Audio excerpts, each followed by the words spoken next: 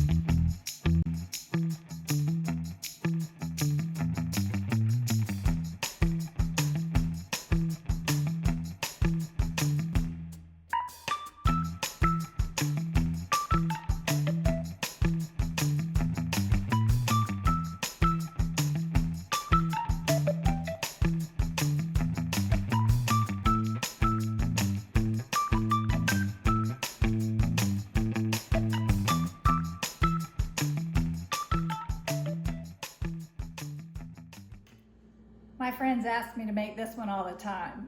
Crispy on top, creamy on the inside, and full of that bold Cajun flavor. And if that sounds good, you'll love this one right here.